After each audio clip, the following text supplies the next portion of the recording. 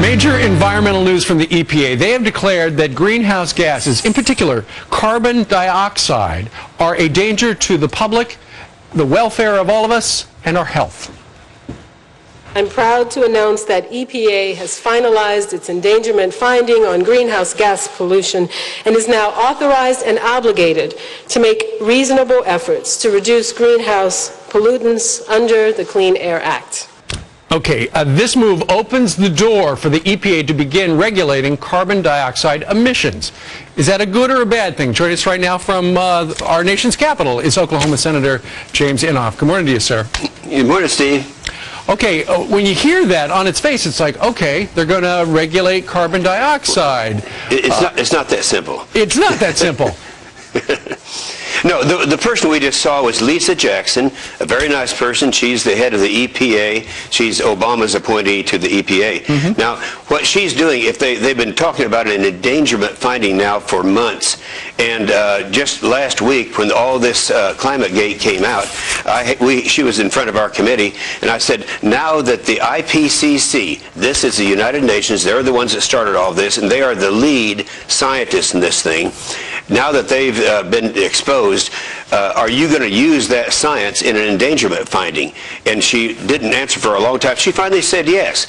Now, how can you do that when it's totally based on IPCC science, which is what has been debunked now, right, officially? And so, now, that didn't answer your question. You can have an endangerment finding, and then about 2 months from now, they'll start the lawsuits coming, and people are going to try to have stationary emissions controlled and all that. Sure, Senator. And this will be tied up in courts for years. Well, Senator, okay, it's no coincidence we hear about this on the day that the Copenhagen Save the Planet Summit is starting. But is this not just, you know, and you were on this program a couple of weeks ago saying cap and trade is dead. Isn't this essentially a sneaky way of the EPA, the administration, saying, you know, we're going to start regulating the carbon dioxide? This is a sneaky way of doing that.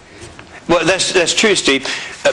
President Obama didn't want to have to do it himself. He wanted Congress to do it and pass this legislation. So when the huge taxes hit everybody and the jobs are lost, he could say, well, Congress did it, I didn't do it.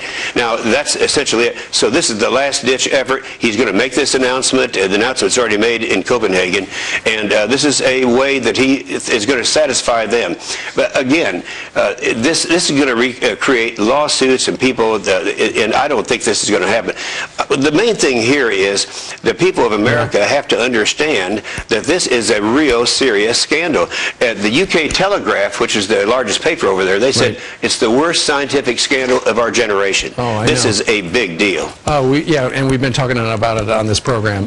Senator Inhofe, we thank you very much for trying to explain what happened. I shouldn't have said sneaky. I should have said it was an executive way of having the EPA handle carbon dioxide emissions. You were right in the first place. I'm trying to be fair. All right, Senator, we thank you very much for joining us live today.